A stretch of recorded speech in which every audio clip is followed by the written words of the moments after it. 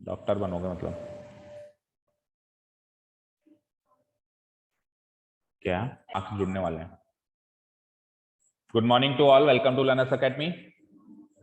Good morning. So today is the final session of our chapter number 9। कुछ एक questions बचते हैं, फटाफट खत्म करते हैं ना। क्वेश्चन नंबर 13 तक लास्ट एक्सरसाइज लास्ट क्लास में हो चुका है। जिसको 13 तक कोई डाउट है तो प्लीज वॉच प्रीवियस वीडियोस।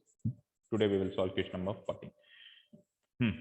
तो ए 1.2 मीटर टॉल गर्ल, ठीक है, इस तरह का क्वेश्चन पहले भी आया था। मान लो ये तो है 1.2 मीटर टॉल गर्ल, ये गर्ल देख रहे हो, ये मतलब ये जो लंबाई है यहां से लेके यहां तक ये 1.2 मीटर है। फिर ये क्या कर रही है, स्पॉट। स्पॉट का मतलब होता है उसकी नजर गई, स्पॉट किया उसने, उसकी नजर गई। किस पर नजर गई? एक बैलून पर नजर गई। लेट अस से कि ये बैलून पे उसकी नजर गई, तो ये उसकी लाइन ऑफ साइट हो गई। ये उसकी क्या हो गई? लाइन ऑफ साइट हो गई, जैसे उसकी नजर गई। ठीक है। अब ये बैलून मूव कर रहा था, और मूव कैसे कर रहा था? हॉरिजॉन्टल लाइन में मूव कर रहा था, यानी ऐसे मूव कर रहा था जैसे प्लेन उड़ता है, मतलब ऐसे डायगोनली या ऊपर ऐसे मूव नहीं कर रहा था वो। ये बैलून उस टाइम विंड ऐसी चल रही थी कि हॉरिजॉन्टल मूव कर रहा था, यानी कि ये यहां से यहां जा रहा था इस तरीके से।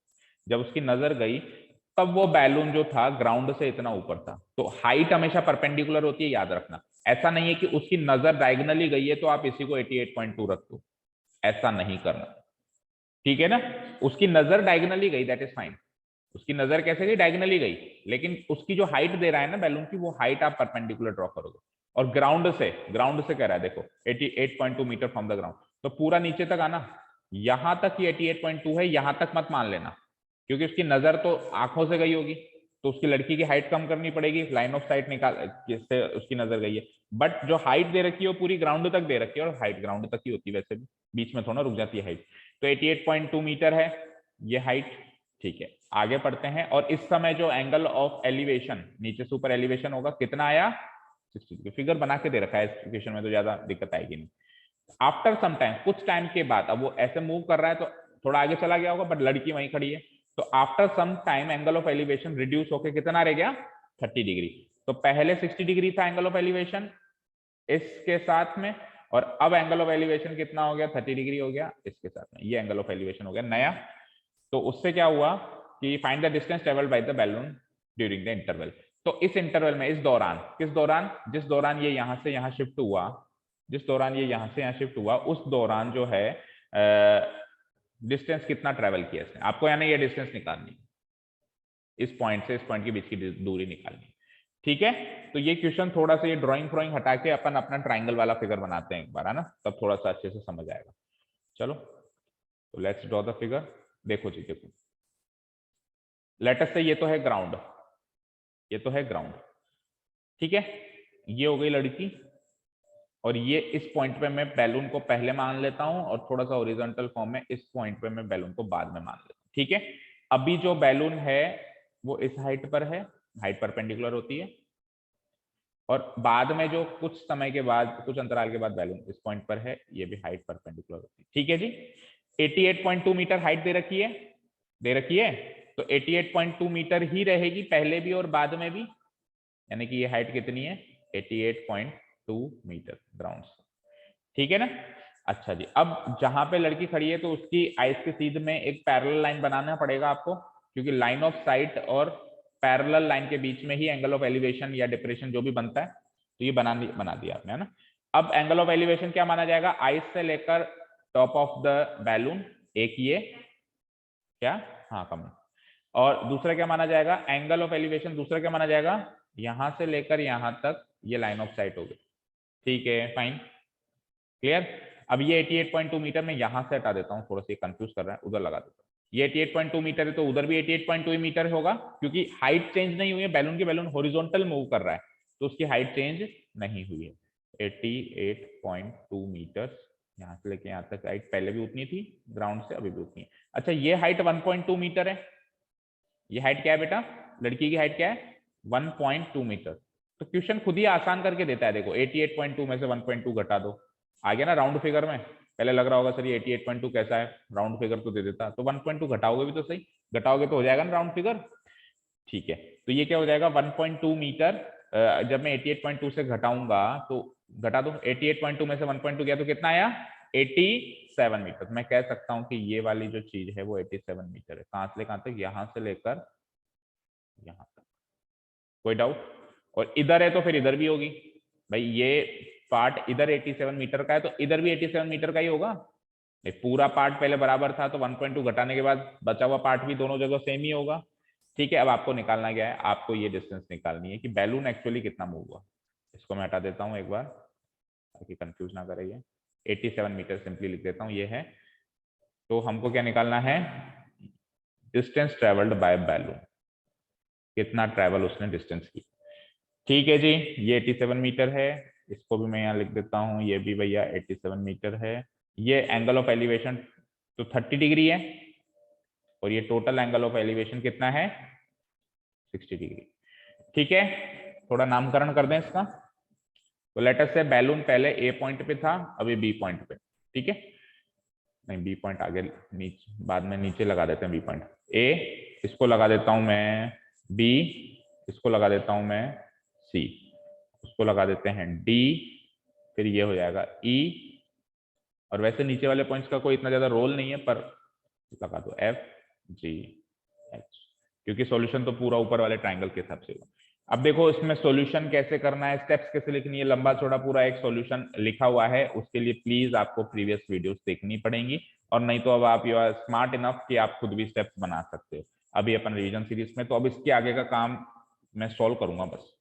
ठीक है ना, ट्रिग्नोमेट्री लगा के सॉल्व करूंगा कि एडी की वैल्यू क्या है। जिन बच्चों को देखना है प्लीज प्रीवियस वीडियोस देख लें कि हम स्टेप्स क्या लिखते हैं इसके बीच में।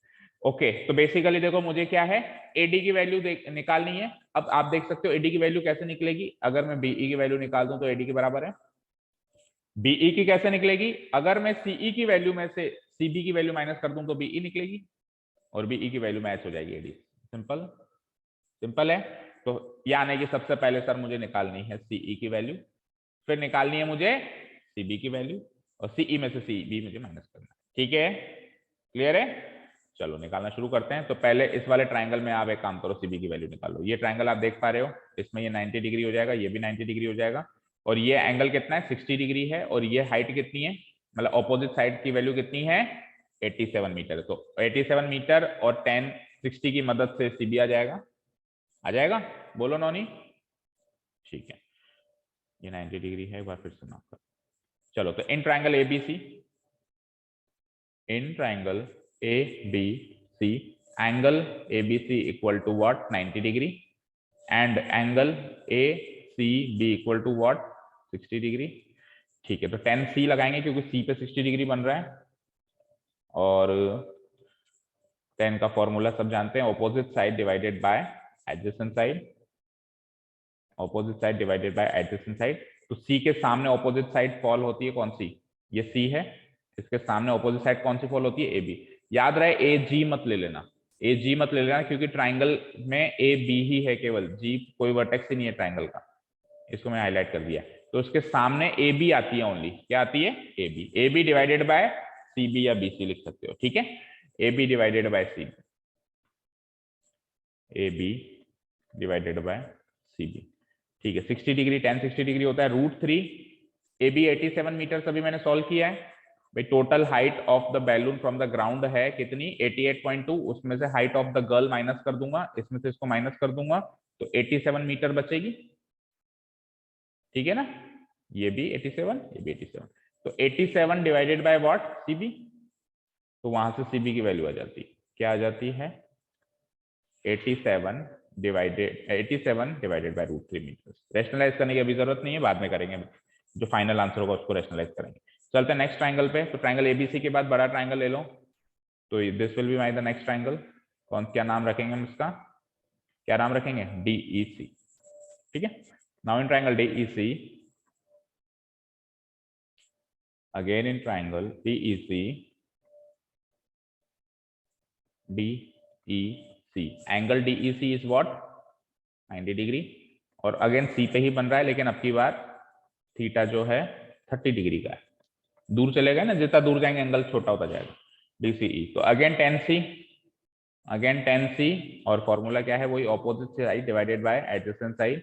ऑपोजिट साइड क्या है, अब देखो C के सामने अब कौन सी ऑपोजिट साइड आ रही है, देखो C के सामने इस ट्राइंगल में ऑपोजिट साइड आ रही थी AB, लेकिन C के सामने उस ट्राइंगल में, इस ट्राइंगल में ऑपोजिट साइड कौन सी आ रही है सी के सामने? डीई। क्या आ रही है?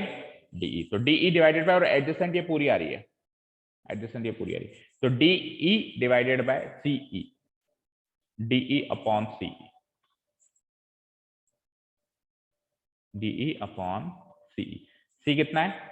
30 डिग्री है अब की बार इस केस में, और डीई वो ये 87 मीटर, चेक कर लेना, ठीक है ना। ये 87 था, यहां पर भी ए बी 87 था, और डीई भी कितना हो जाएगा? 87 हो जाएगा। 87 और सीई अपने को निकालना है, 87 डिवाइडेड बाय सीई। 1030 सॉल्व करो, कितना होता है? 1/√3 equal to 87 divided by CE. तो यहां से सीई की वैल्यू बोलो, 87√3 मीटर, ठीक है। दोनों आ गई। अब सीई भी है, सीबी भी है, सीई भी है और सीबी भी है, मौका भी है, दस्तूर भी है। घटाओ, तो सीई में से सीबी घटाएंगे तो क्या आ जाएगा? बीई। और बीई किसके बराबर हो जाएगा, या यूं कहूं एडी किसके बराबर हो जाएगा? बीई के बराबर। एडी आपको चाहिए था। चलिए, तो now BE equal to, BE equal to total CE में से सीबी घटाना है।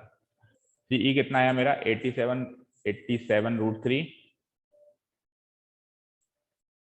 माइनस सी बी कितना आया मेरा? 87/√3, है ना। तो √3 को एलसीएम ले लेता हूं मैं, तो √3 को एलसीएम लेते ही क्या हो जाता है? √3 इंटू √3 3, तो ये 87 इंटू 3 हो जाता है। चाहो तो मल्टीप्लाई कर लो, चाहो तो एक बार ऐसे ही छोड़ दो, -87।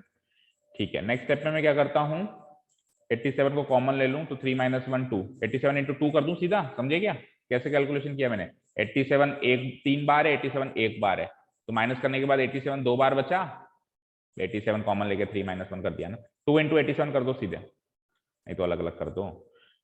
तो 2 7 जा 14, रिमाइंडर 1, 2 8 जा 16 एंड 1 17, 174 डिवाइडेड बाय √3 हो गया। इसको सॉल्व कर लेना, ये आएगा।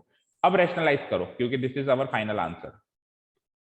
तो रैशनलाइज करेंगे तो √3 3 होता है, और 3 से ये कितनी बार कटेगा? 3 5 जा 15, 3 8 जा 24, 58√3 is your final answer metre. Match करो पीछे से बराबर। और क्लोजिंग स्टेटमेंट में ये तो अभी देखो अपन ने क्या निकाला है, ये अपन ने बीई निकाला है।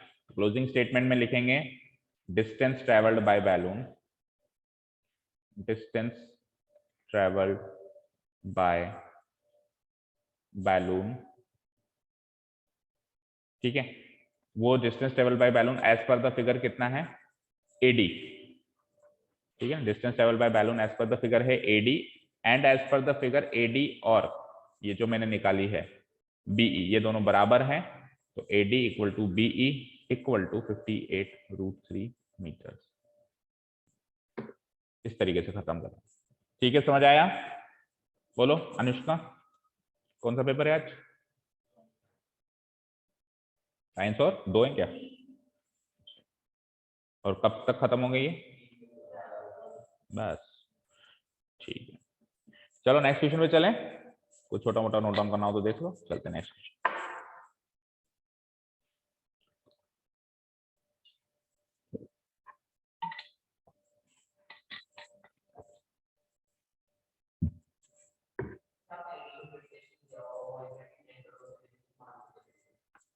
फिर आपको लिखना पड़ेगा कि here this angle is equal to this angle, एक स्टेप बढ़ानी पड़ेगी, लिखना तो पड़ेगा।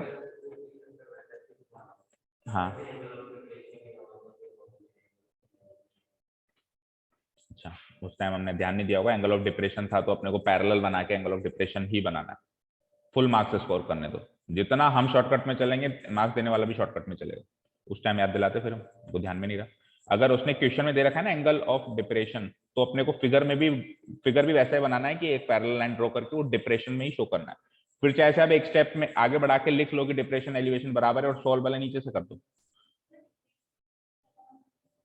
डिप्रेशन में ऐसे होगा, देखो हमने क्या किया था, जैसे ये लाइट हाउस है, देखो ये लाइट हाउस है, अरे इधर देखो ये 2 शिप्स हैं, 2 शिप्स हैं। तो हमने, अगर उसने एंगल ऑफ एलिवेशन दिया होता तो एंगल ऑफ एलिवेशन होता शिप से top of the light house, लेकिन उसने क्या किया, top of the light house से शिप का डिप्रेशन दिया। तो लेट अस से कि इसने अगर डिप्रेशन दिया 30 डिग्री एंड 60 डिग्री, मान लो ऐसे दिया, तो हमने ये जो लिखा ये गलत होगा। हमको क्या बनाना है, पहले उसने बोला है डिप्रेशन, तो हमको भी डिप्रेशन ही बनाना है। कैसे? एक पैरेलल लाइन बनाओ, ठीक है, ये एंगल बनाओ आप 30 डिग्री एंड ये पूरा एंगल बनाओ आप 60 डिग्री, और फिर 30 से ये 30 हो गया, 60 से ये 60 हो गया, वो अगली बात है, वो अगली चीज है। Is that clear? और चाहो तो आप बनाओ मत, आप डिप्रेशन से ही सॉल्व कर लो, आप डिप्रेशन से भी सॉल्व कर सकते हो, ऐसी बात नहीं है। कैसे सॉल्व करोगे अगर आपको डिप्रेशन से ही सॉल्व करना है? ये लाइट हाउस है, लेट अस से कि ये एक शिप है, ये दूसरी शिप है, आपने जैसे पैरेलल लाइन बनाई, ठीक है, तो यहां से लेके यहां तक ये एंगल 60 डिग्री हो जाएगा, angle of depression, line of site और पैरेलल लाइन के बीच का, और ये भी लाइन ऑफ साइट और पैरेलल लाइन के बीच का, ठीक है। तो लेट अस से ये 30 है और ये क्या है, 60 है। आपको एक पैरेलल लाइन, एक परपेंडिकुलर लाइन बनानी पड़ेगी ऐसे, एक परपेंडिकुलर लाइन बनानी पड़ेगी ऐसे। अब देखो एक ट्राइंगल ये हो गया, कौन सा वाला, दिस दिस दिस, इसके अंदर ये एंगल हो गया 60 डिग्री, ठीक है, और लाइट हाउस की जो लंबाई होगी वो लंबाई हो जाएगी ये, तो उससे ये लंबाई आ जाएगी, मतलब ये डिस्टेंस आ जाएगी। फिर दूसरा ट्राइंगल हो गया ये, उससे क्या हो जाएगा, ये लंबाई आ जाएगी, तो इसमें से ये घटाएंगे तो डिस्टेंस बिटवीन टू शिप्स आ जाएगा, ठीक है ना। तो इस वे में सोच पाते हो तो अच्छी बात है, नहीं तो आप क्या करो, फिगर तो ये बना लो और फिर एक लाइन ग्राउंड वाली भी बना के और ऐसे लिख दो कि भाई ये 30 है, तो कौन सा एंगल 30 हो जाएगा, ये 30 हो जाएगा, अल्टरनेट एंगल्स, और ये नहीं, ये 30, ये 60 है, सॉरी ये 60 है, तो अल्टरनेट एंगल से ये 60 हो जाएगा, और वो एंगल 30 है, ये वाला 30 है, तो अल्टरनेट एंगल से ये वाला 30 हो जाएगा, और फिर आप उसको नीचे वाला ट्राइंगल मान के सॉल्व कर लो। बट फिगर तो बनाना पड़ेगा, अगर डिप्रेशन वर्ड यूज हो गया तो डिप्रेशन का फिगर बनाना पड़ेगा, नहीं तो मार्क्स काटेगा वो, ठीक है, क्लियर, ओके। चलते हैं नेक्स्ट क्वेश्चन पे।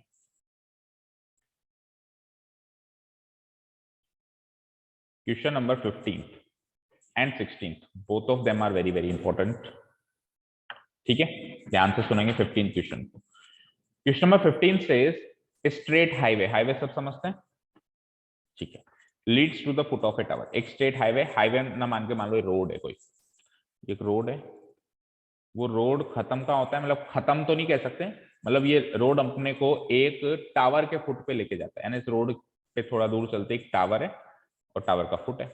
ऐसा नहीं है कि वहां के बाद रोड खत्म हो गया, ऐसा कुछ नहीं कह रहा है, और आगे भी हो सकता है, मतलब इसके आगे भी रोड कंटिन्यू हो सकता है, लेकिन हमको फुट ऑफ द टावर तक ही देखना है उसको, ठीक है साहब, थोड़ा टावर को बड़ा कर दो, okay.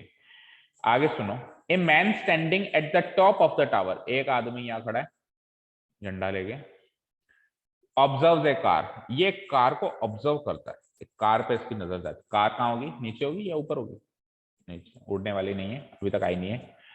Observe a car eight an angle of depression, ऊपर से नीचे ऑब्जर्व करेगा तो एंगल ऑफ डिप्रेशन ही बनेगा, तो एंगल ऑफ डिप्रेशन बनता है 30 डिग्री का, लेट अस से कार पहले यहां थी, ठीक है,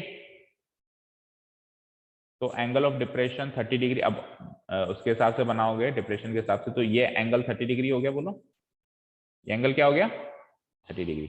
और डिप्रेशन में फिर वो जो ट्राइंगल यहाँ से ऐसे बनाएंगे, थोड़ा सा सॉल्व करना मुश्किल होता है, तो मैं उसके हिसाब से इसको लिख देता हूँ 30 डिग्री, मैं सॉल्व नीचे से ही करूंगा, ठीक है, कोई दिक्कत नहीं है। आगे पढ़ते हैं, आगे वो कहता है कि which is approaching the foot of the tower with uniform speed, ये गाड़ी फुट ऑफ द टावर को अप्रोच कर रही है, यानी फुट ऑफ द टावर की तरफ जा रही है एक एवरेज स्पीड पर। तो अगर ये गाड़ी यहाँ है तो थोड़ी देर के बाद मान लो लेटर सपोज यहाँ होगी, ऐसे मान लेते हैं, ठीक है। 6 सेकेंड्स लेटर, यानी यहां से लेके यहां तक पहुंचने में उसको कितने सेकंड लग गए, 6 सेकंड्स लग गए। अब की बात डिस्टेंस नहीं दी कि कितनी डिस्टेंस ट्रेवल की, अब क्या उसने टाइम दिया है कि इतने टाइम में वो 6 सेकंड में वो थोड़े से एक पॉइंट से दूसरे पॉइंट पे शिफ्ट हो गई। आगे पढ़ते हैं, the angle of depression of the car is found to be 60 degree, obviously अगर ये इसकी तरफ आ रही है तो एंगल जो होगा बढ़ जाएगा, तो अब जो लाइन ऑफ साइट बनी वो ये बनी, ठीक है, उसके हिसाब से एंगल ऑफ डिप्रेशन 60 डिग्री ये बना, और उसके हिसाब से ये एंगल ऑफ एलिवेशन में 60 डिग्री बना, क्योंकि मैं सॉल्व नीचे से करूंगा, कोई दिक्कत नहीं है, ठीक है जी। ये 30 डिग्री हो गया, ये 60 डिग्री हो गया। आगे पढ़ते हैं, find the time taken by the car to reach the foot of the tower from this point. अब वो जिस पॉइंट पर है, यहां से फुट ऑफ द टावर पहुंचने के लिए उसको कितना टाइम और लगेगा। भाई पहले वाले पॉइंट से इस पॉइंट पे पहुंचने के लिए उसको 6 सेकंड लगे थे, तो अब इस पॉइंट से पूरे फुट ऑफ द टावर पे जाने पर उसको कितना टाइम लगेगा। This is our question. Question समझ में आ गया सबको? ठीक है। कॉमन सेंस से कई बार बच्चे इस क्वेश्चन को सॉल्व करने की कोशिश करते हैं और गलती कर बैठते हैं। कॉमन सेंस वो क्या लगाते हैं कि 30 से 60 हुआ, कितना डिग्री बढ़ा? 30 डिग्री बढ़ गया। 30 डिग्री था, फिर 60 हो गया, तो कितना डिग्री बढ़ गया? जाऊंगा तो मैं एंगल बढ़ता जाएगा, कितना डिग्री बढ़ गया? 30 डिग्री बढ़ गया। अब मुझे पूरा फुट ऑफ द टावर पे जाना है, फुट ऑफ द टावर पे वो एंगल बिल्कुल 90 डिग्री होगा, तो 60 से 90 जाना है, 30 डिग्री और बढ़ाना है। तो बच्चे सोचते हैं 30 डिग्री बढ़ाने के लिए 6 सेकंड लगे, तो और 30 डिग्री बढ़ाने के लिए 6 सेकंड और लगेंगे।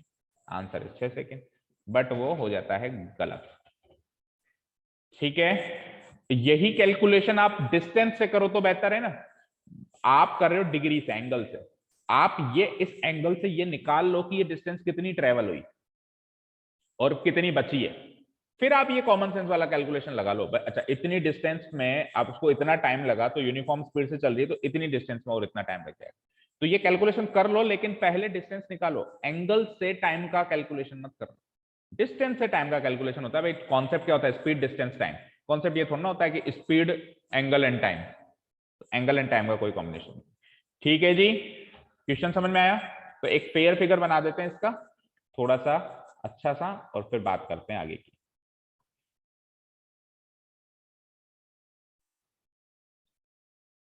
क्योंकि क्वेश्चन इंपॉर्टेंट है, तो मैं थोड़ा सा अच्छा सा फिगर बना के बताता हूँ। आज अपने पास टाइम भी है, एक ही क्वेश्चन इसके बाद। लेटेस्ट से ये तो है टावर, थोड़ा और बड़ा कर दो, और ये है ग्राउंड। पहले गाड़ी थी यहाँ पे, बाद में गाड़ी है यहाँ पे, तो पहले वाली लाइन ऑफ साइट हो गई ये, और थोड़ी देर के बाद लाइन ऑफ साइट मान लो ये हो गई। ठीक है, मैंने जानबूझ के मिड में नहीं लगाया। अगर आप पॉइंट मिड में लगाओगे तो फिर दिमाग भी वैसे ही काम करेगा कि शायद आधी डिस्टेंस ही बाकी है, थोड़ा इधर उधर लगाओ। ठीक है ना, जानबूझ के। ओके, ठीक है, ये तो हो गया। अब आपको वो भी बनाना पड़ेगा ना, डिप्रेशन के लिए आपको इमेजिनरी लाइन बनानी पड़ेगी, क्योंकि फिगर आपको डिप्रेशन के हिसाब से बनाना है, मजबूरी है। अब वो कह देता मुझे एंगल ऑफ एलिवेशन में क्वेश्चन दे देता तो उसका क्या जाता, वो एक अलग बात थी, बट उसने नहीं दिया। तो ये एंगल कितना है? 60 डिग्री। उस हिसाब से ये एंगल कितना है? कितना है? 60 डिग्री। और ये एंगल कितना है? कौन सा वाला? ये वाला। ये एंगल कितना है? 30 डिग्री। तो उस हिसाब से ये एंगल कितना हो गया? 30 डिग्री। फाइन। और यहां से लेके यहां तक टाइम गिवन है। चलो पॉइंट्स मार्क करता हूं मैं। अब क्योंकि मैंने एंगल ऑफ डिप्रेशन को एंगल ऑफ एलिवेशन में कन्वर्ट कर लिया, तो ऊपर वाले पॉइंट्स, जैसे इमेजिनरी लाइन वाला ये पॉइंट, या फिर इसके परपेंडिकुलर बना के जो पॉइंट बनेगा वो मार्क करने की जरूरत नहीं है, हमने फिगर ही कन्वर्ट कर लिया ना एलिवेशन में। तो पॉइंट्स केवल नीचे के मार्क करो। तो ये हो जाएगा ए, लेटेस्ट से ये हो जाएगा बी। पहले मान लो सी पॉइंट पे था और अब मान लो डी पॉइंट पे था, कोई दिक्कत? ठीक है। अब ये भी गिवन है कि सी से लेके डी आने में टाइम कितना लगा? 6 सेकंड। ये याद रहे, टाइम है। और क्वेश्चन ये है कि अब यहां से वहां जाने में how many seconds will you take? Question mark. कितने सेकेंड्स लगेंगे? ये क्वेश्चन है, ये सेट हो गया पूरा मामला। अब लगा दें ट्रिग्नोमेट्री। देखो जी, अब ना तो हाइट ऑफ टावर गिवन, कुछ भी गिवन नहीं है। देखा जाए तो हाइट ऑफ टावर भी गिवन नहीं है, गिवन पॉइंट्स के नाम पे केवल एक टाइम दे दिया 6 सेकंड। ठीक है ना? देख लो भाई, क्वेश्चन आप फिर से पढ़ लो, कुछ और गिवन हो तो आप मुझे बता दो। एंगल्स गिवन है और डिस्टेंस के नाम पे कुछ भी गिवन नहीं है, केवल और केवल टाइम गिवन है कि 6 सेकंड्स का टाइम लगा था उस पॉइंट तक पहुंचने में। तो इसमें एक्स वगैरह मानना पड़ेगा, ये तो मुझे पता है। और ट्राइंगल कौन से कंसीडर होंगे? दो। एक तो ट्राइंगल कंसीडर होगा एबीसी, 90 डिग्री ये बन रहा है, और दूसरा कंसीडर होगा एबीडी। तो एबीसी एबीडी में कॉमन जो है वो ये है एबी, जो चीज कॉमन लाइन है वो क्या है? एबी। और जो डिस्टेंस ट्रेवल की अपन बात कर रहे हैं वो है सी बी, बड़े ट्राइंगल में, और छोटे ट्राइंगल में डी बी। तो दोनों ही ट्राइंगल्स में 10 लगेगा, ये चीज तो देखते ही क्लियर है। क्यों? क्योंकि इसके हिसाब से ये ऑपोजिट, ये एडजेसेंट, इसके हिसाब से ये ऑपोजिट और ये पूरी एडजेसेंट। तो ऑपोजिट एडजेसेंट का कॉम्बिनेशन किसमें होता है? 10 में होता है, हमको पता है। ठीक है, अब या तो एबी को ले लो एक्स, या तो एबी को ले लो एक्स, और सी डी और डीबी इनमें से किसी एक को ले लो वाई। ऑब्वियसली दो डिस्टेंस चाहिए ना आपको, और या फिर किसी को कुछ मतलब ए बी को ए बी लिख देना, सी डी को सी डी लिख देना, बी डी को बी डी लिख देना। बोलो कैसे चले? जैसे आपको एक्स वाई ले लें दोनों को, या फिर ए बी को ए बी चलने दो, सी डी को सी डी चलने दो, बी डी जहां पे ए बी की जरूरत होगी वहां मैं सिंपली लिख दूंगा A B, A B C D ऐसे ही रहने दें। Okay as you wish. Okay तो अब अपन चलते हैं पहले छोटे ट्राइंगल में। ये छोटा ट्राइंगल दिख रहा है, दिख रहा है क्या? इस ट्राइंगल में मैं लगा रहा हूं, या बड़े में भी चल सकते हो, पहले आपकी इच्छा। छोटे में चलते हैं पहले। In triangle A B D, angle A B D कितना है? 90 डिग्री। और एंगल ए डी बी कितना है? 60 डिग्री। तो ऑब्वियसली आप डी पे 10 लगाओगे। 10 डी फॉर्मूला होता है opposite by adjacent. Opposite side है ए बी और एडजेसेंट साइड है डी बी। ना मेरे पास ए बी ना मेरे पास डी बी, लेकिन मेरे पास एंगल डी तो है। 10 60 degree equal to what? A B divided by D B. तो 10 60 डिग्री की वैल्यू क्या हो जाती है? √3 equal to A B divided by D B. यहां तक कोई डाउट? अब मुझे पता है कि डी ए बी जो है वो कनेक्टिंग लिंक है दोनों की, जो सामने वाली जो ऑपोजिट साइड है वो ए बी दोनों में सेम है। तो मैं इस इक्वेशन से ए बी की वैल्यू निकाल लेता हूं। क्या निकाल लेता हूं? ए बी की वैल्यू। और दूसरी इक्वेशन से भी फिर ए बी की वैल्यू निकालूंगा, दोनों को इक्वेट कर दूंगा। तो ए बी की वैल्यू क्या हो गई? √3 into D B. This is my equation 1। कोई डाउट यहां तक? देखो ए बी डी बी कुछ भी नहीं है तो सब कुछ ए बी डी बी में ही चलेगा, और आपने एक्स वाई भी नहीं माना है तो फिर ए बी डी बी इस तरीके से इक्वेशन बनेगी।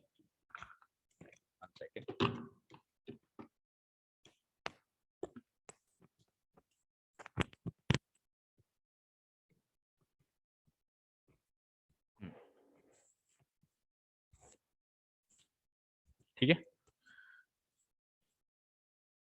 चलते हैं नेक्स्ट ट्राइंगल की तरफ। तो next triangle will be the bigger triangle ABC. Again in triangle ABC, again in triangle ABC. ABC triangle में एंगल एबीसी 90 डिग्री है और सी पे एंगल 60 डिग्री है, राइट? 60 डिग्री। तो 10 सी लगा देंगे अपन यहाँ पे, थीटा सी को मानते हुए। वही formula, opposite divided by adjacent. 30 है, ओके ओके। हाँ 60 तो पहले हो गया ना। 30 डिग्री, ठीक है जी। तो opposite divided by adjacent. Opposite अभी भी ए बी रहेगा, लेकिन एडजेसेंट पूरी साइड हो जाएगी नीचे वाली। पूरी साइड बोले तो सी बी, सी से लेकर बी। ठीक है। 10 सी, अभी भी मेरे पास ए बी सी बी कुछ भी नहीं है। ए बी सी बी का टाइम है तो टाइम थोड़ा ना रख सकता हूँ, ऐसे मत रख देना भाई। ए बी बराबर उसका टाइम रख दो। यस, ए बी तो चलो नहीं गिवन है, पर सी बी बराबर मान लो कोई टाइम गिवन है 6 सेकंड 3 सेकंड। अरे सी बी डिस्टेंस है, सी से लेके बी तक की डिस्टेंस है, इसकी जगह टाइम मत पुट अप कर देना 6 सेकंड 3 सेकंड जो भी है ना। तो ए बी सी बी की कोई वैल्यू ही नहीं है हमारे पास अभी तक। ए बी को ए बी रखना है, सी बी को सी बी ही रखना है। 10 C equal to A B divided by C की वैल्यू रखो ना। सी की वैल्यू क्या है? 30 डिग्री। तो 10 30 degree equal to A B divided by C B. 10 30 होता कितना है? 1/√3 इक्वल टू ए बी। तो पता नहीं है, सी बी भी कौन सा पता है? दोनों ही पता नहीं है। बट यहां से मैं ए बी की वैल्यू निकाल लेता हूं, क्योंकि पहले इक्वेशन में मैंने ए बी की value, A be connecting link है तो ए बी की वैल्यू निकाल दूंगा। क्या हो जाता है? C B by √3। Mark it equation number 2। ठीक है। अब इक्वेशन नंबर 1 से भी मेरे पास ए बी की वैल्यू है, इक्वेशन नंबर 2 से भी मेरे पास ए बी की वैल्यू। तो from equation 1 and 2 A B की वैल्यूज को इक्वेट कर दूं मैं, आरएचएस को। From equation 1 and equation 2 we get. देखो इक्वेशन 1 से ए बी की वैल्यू क्या थी? क्या थी? √3 इंटू डी बी, यही थी।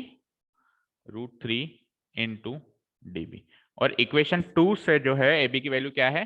चेक करो, सी बी डिवाइडेड बाय √3। इसको थोड़ा सा सॉल्व करते हैं। √3 को उधर ले जाऊं तो √3 उधर जाके √3 से मल्टीप्लाई होकर 3 dB हो गया, या 3 इंटू डी हो गया। और यहाँ क्या बचता है? C B. यहां तो कोई डाउट? अब डीबी एंड सीबी इनको करेंगे हम कन्वर्ट। डीबी सीबी ये जितनी भी चीजें इनको क्या करेंगे अपन? कन्वर्ट।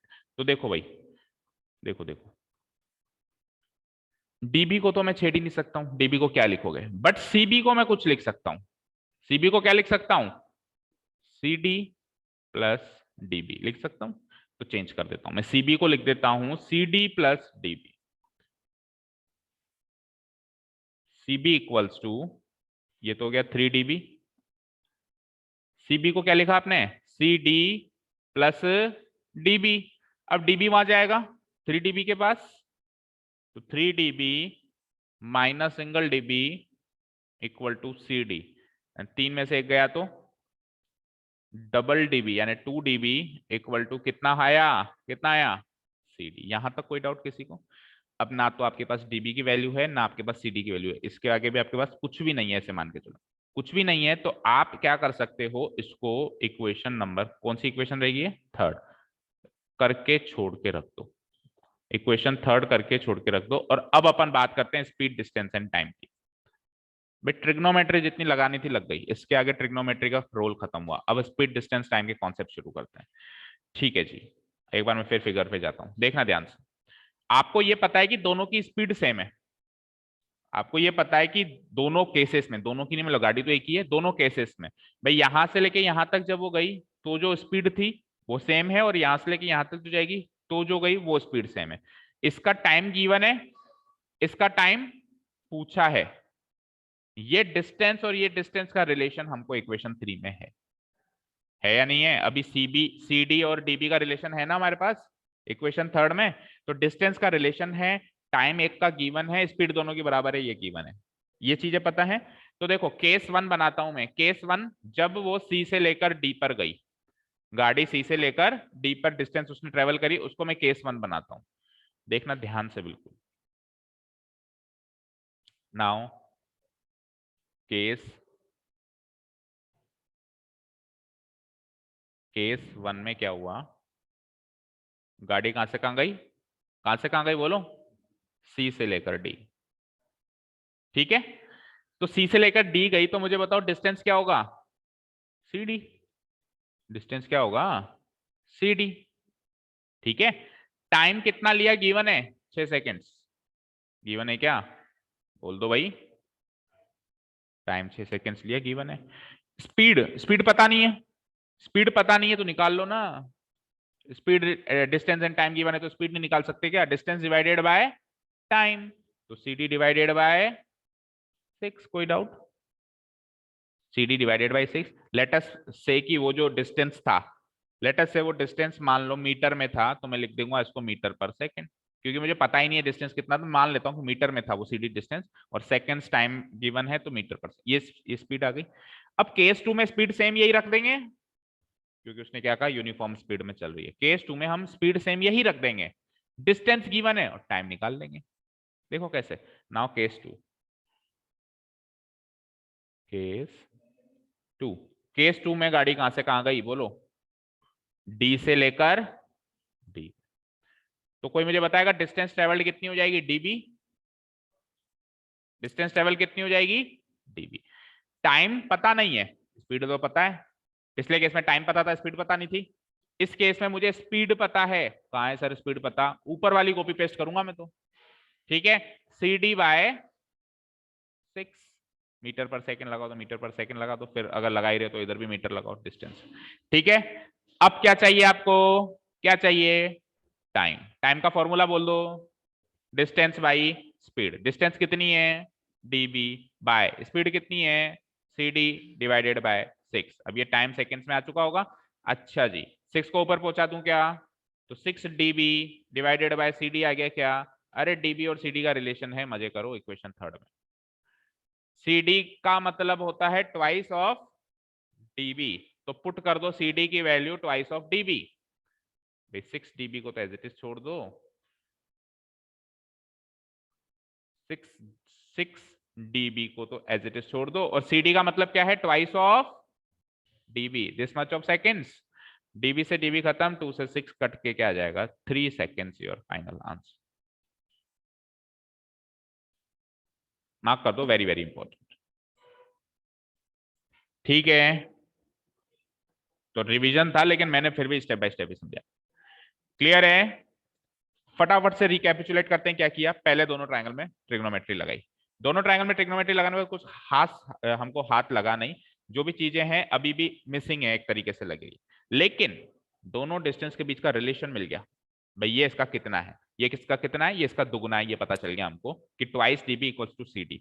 यानी जितना डिस्टेंस ट्रेवल हुआ है और जितना ट्रेवल करना है, तो जो ट्रेवल कर लिया वो करने वाले का दुगना है। भाई मैंने सी डी ट्रेवल कर लिया और मुझे डीबी ट्रेवल करना है, तो सी डी का दुगना मैंने ट्रेवल कर लिया।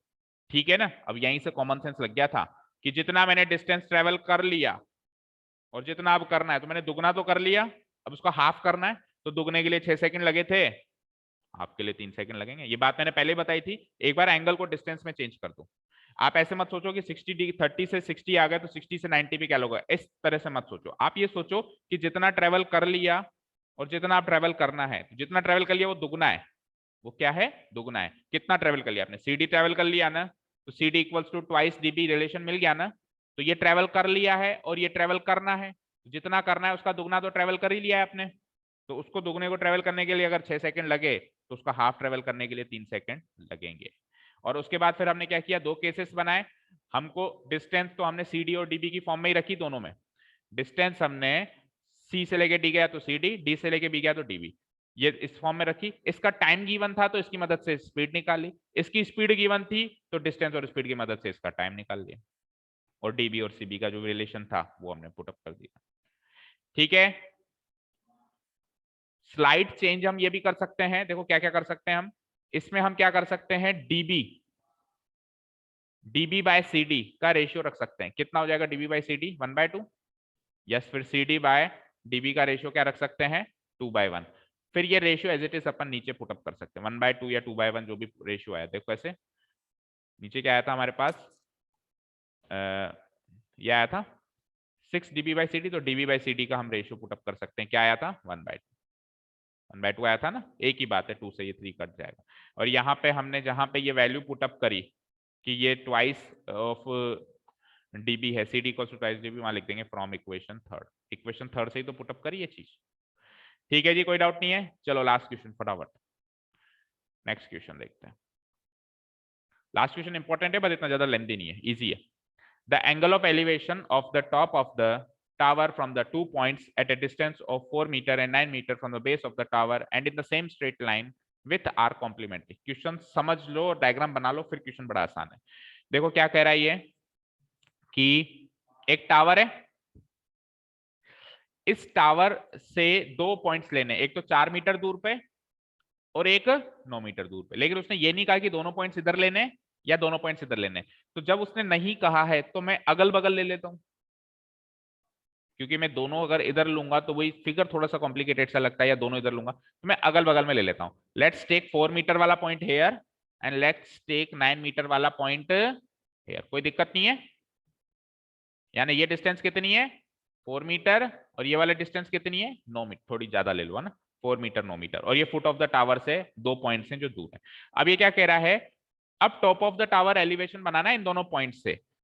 कितने डिग्री का बनेगा पता नहीं है, बट जितने भी डिग्री का बनेगा वो कॉम्प्लीमेंट्री बनेगा, यानी कि इन दोनों का सम पता है कितना, 90 डिग्री। ठीक है, क्वेश्चन समझ में आया। और आपको क्या प्रूव करना है कि हाइट ऑफ द टावर क्या है, 6 मीटर, या यूं मान लो कि हाइट ऑफ द टावर निकालनी है। प्रूव वाले क्वेश्चन को साइड में रखो, आपको हाइट ऑफ द टावर निकालनी है, फिर चेक करनी है कि 6 मीटर आती है कि नहीं आती। तो आपका क्वेश्चन ये हो गया कि आपको हाइट ऑफ द टावर निकालनी। समझ आया, जल्दी से फिगर बनाते हैं, फेयर फिगर मतलब।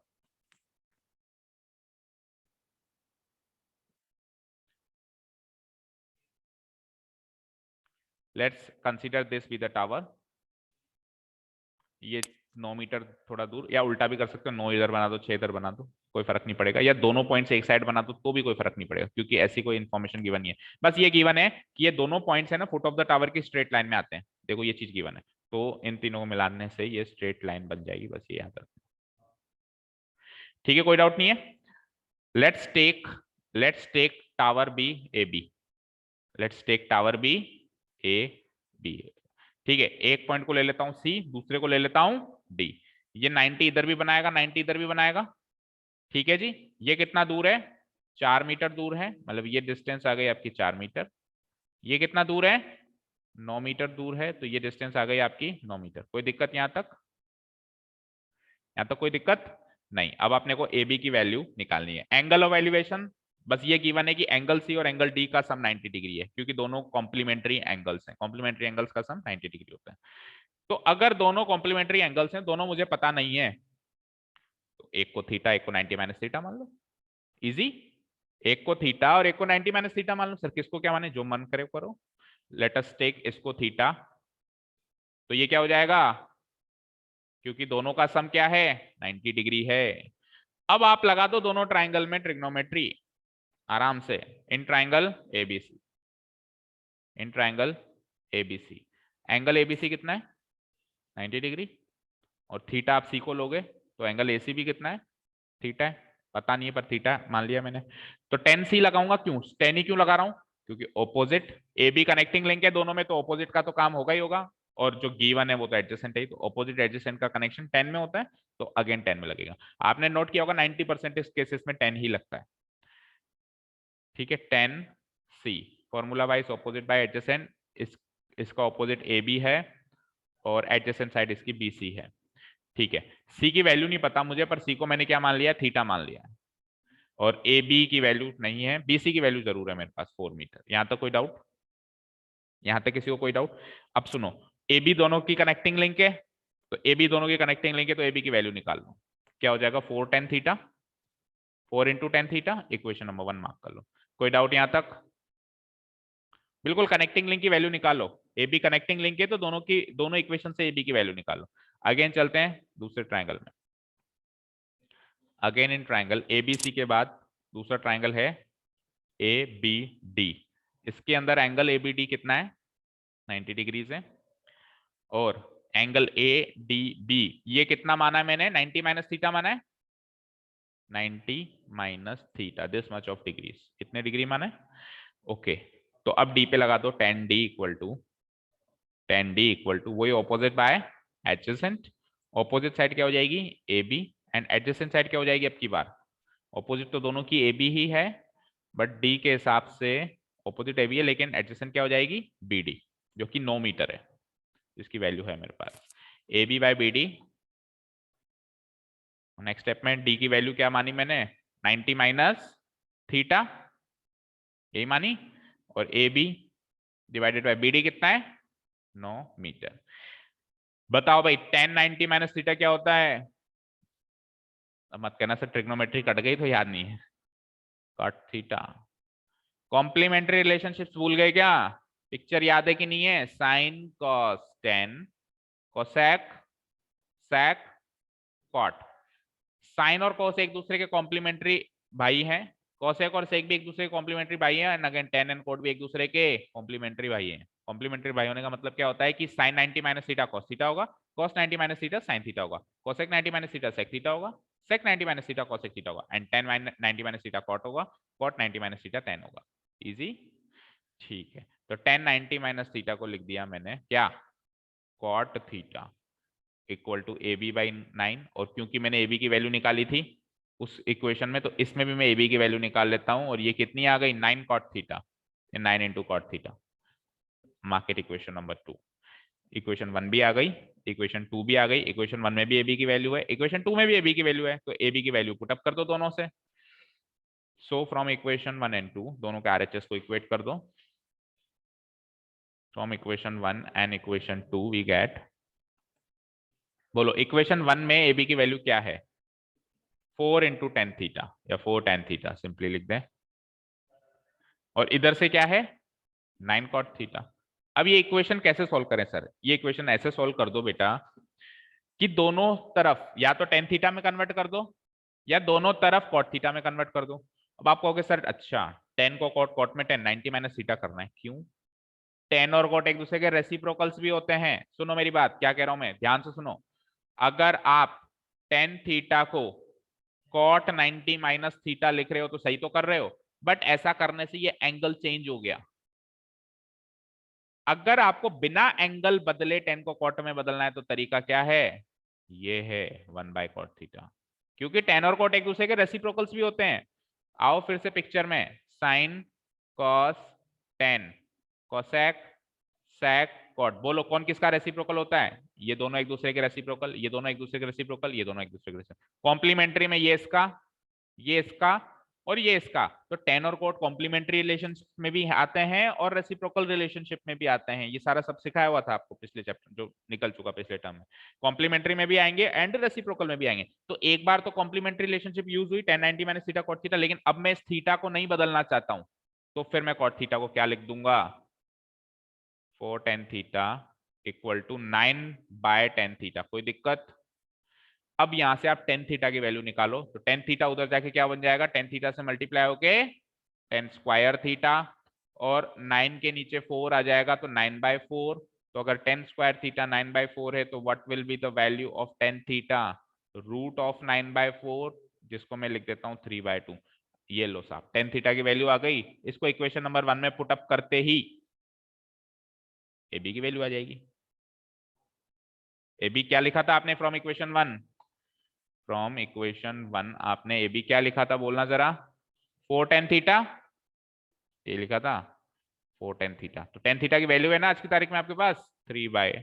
2 से 1, 2 से 2 कटा, 6 मीटर। प्रूव्ड हो गया। उसने कहा था कि हाइट ऑफ टावर 6 मीटर होनी चाहिए, आपने ये प्रूव कर दिया। ठीक है जी, इजी। बस ये याद रखना, इस क्वेश्चन में हमेशा ऐसे ही होगा। इस तरह का जो भी क्वेश्चन होगा, एक बार कॉम्प्लीमेंट्री रिलेशनशिप लगेगा, फिर उन्हीं दोनों का क्या लगेगा, रेसिप्रोकल भी लगेगा। ठीक है ना? और ऐसा 10 में ही होता है, साइन में नहीं होता। साइन में रेसिप्रोकल अलग है कोसेक है, और कॉम्प्लीमेंट्री अलग है कॉस है, लेकिन टेन और कोट का दोनों का सेम। ठीक है, कोई डाउट नहीं है किसी को भी? इस क्वेश्चन का शॉर्ट ट्रिक सुन लो, अगर एग्जाम में मल्टीपल चॉइस में वैसे आएगा नहीं, बट फिर भी खुद का क्रॉस वेरीफाई भी कर सकते हो कि मैंने किया है, सही किया है। इस टावर, ये टावर 4 मीटर दूर है, ये टावर 9 मीटर दूर है, इन दोनों को करो मल्टीप्लाई, कितना हुआ? इसका कर दो रूट 6 मीटर आंसर। या यूं कहूं मैं 4 × 9 का रूट करना है। ठीक है, कल को यहां पे हो 100 मीटर, यहां पे हो 64 मीटर, तो 100 का रूट 10, 64 का रूट 8, 80 मीटर होगी टावर की हाइट। क्या ऐसा क्यों? ओके, चलो वापस वहीं पे देखो। आपको क्या चाहिए, ए बी की वैल्यू। आपको क्या चाहिए बेटा, ए बी की वैल्यू। ए बी की वैल्यू क्या आई, 4 tan थीटा। अब सुनो, ए बी की वैल्यू आ गई 4 tan थीटा। यहां से मुझे बताओ दूसरी इक्वेशन से ए बी की वैल्यू क्या आई थी, बोलो बोलो? 9 cot theta, right? Right. Equation 1 से ए बी की वैल्यू ये आई थी, इक्वेशन 2 से इसकी वैल्यू ये आई थी, राइट? जिसको भी cot थीटा को मैंने क्या लिखा, 1/tan थीटा, इसको यानी कि मैंने क्या लिख दिया था, 9 इंटू 1/tan थीटा। मुझे किसकी वैल्यू चाहिए, ए बी की वैल्यू चाहिए, तो मुझे tan थीटा को भगाना है। कैसे करके tan थीटा को भगा सकते हो, इक्वेशन 1 को 2 से मल्टीप्लाई करके। तो A B into A B का स्क्वायर, 4 × 9, और tan theta into 1/tan theta, cut के 1 हो गया, या लिखता ही नहीं हूं मैं, कट गए ना दोनों मल्टीप्लाई करते ही। अब ए बी की वैल्यू क्या हो गई, √4 × 9।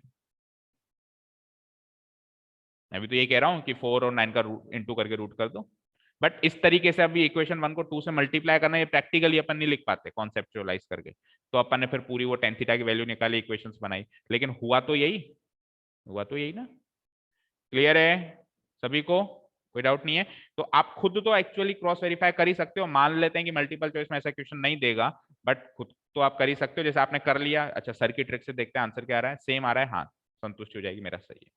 क्या करोगे, दोनों को मल्टीप्लाई करके रूट। चलिए काफी है। वैसे इसमें एक आध क्वेश्चन और बचते हैं अभी, बट टाइम हो गया है और एनसीईआरटी में नहीं है, तो अभी अपन एक आध चैप्टर और कर लेते हैं, फिर आपका 3-4 चैप्टर का एक साथ कंबाइंड टेस्ट लेंगे। तो कोशिश करेंगे जो क्वेश्चंस यहाँ बच गए उनको उन टेस्ट में डाल देंगे, तो आपकी प्रैक्टिस हो जाएगी, फिर एनालिसिस क्लासेस में उसको डिस्कस भी कर लेंगे। कल कौन सा चैप्टर शुरू करना है? अब कितने चैप्टर हो गए अपने ये बताइए पहले तो, कौन कौन से? 4th 5th और ये, और कंस्ट्रक्शन तो करके आए थे ना। अच्छा कंस्ट्रक्शन हो गया ऐसे बता रहे हो, हाँ कंस्ट्रक्शन भी हो गया, उसको थोड़ा रिवाइज करोगे? कंस्ट्रक्शन को बिल्कुल साइड में रखो। अब कौन से करने अपने को बताओ? 14 13, 14 में साथ में पढ़ाऊंगा, कॉमन है, उसको साइड में रखो। जो अलग है उनके नहीं आ रहा है, 10th और 10 और 13 उनके नहीं आ रहा है, 10 और 13, 13 तो आ रहा होगा, सरफेस एरिया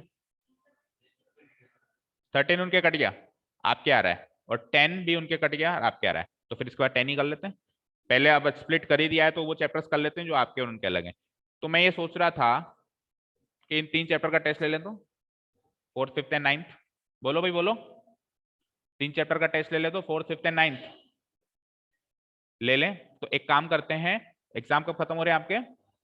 12 को। 2 दिन आप एग्जाम दो, 13 को जब भी मिलेंगे तो 3 चैप्टर का टेस्ट है। ये 2 दिन में आप चाहे से इस टेस्ट की तैयारी करो, आपकी इच्छा, चाहे से आपकी पीरियोडिकल्स की तैयारी करो।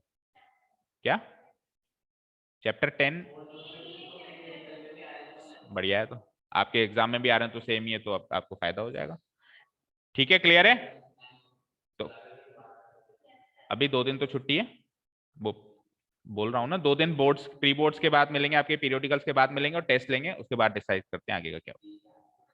हाँ नहीं आना, पहले इन 3 चैप्टर का टेस्ट लेना चाहता हूँ मैं, नहीं तो कराते जाए कुछ आ रहा है नहीं आ रहा है पता ही नहीं चले। तो इन 3 चैप्टर का टेस्ट है कुल मिला के, 4th का, 5th का और 9th का। कब है? आपके पीरियोडिकल्स खत्म होने के बाद।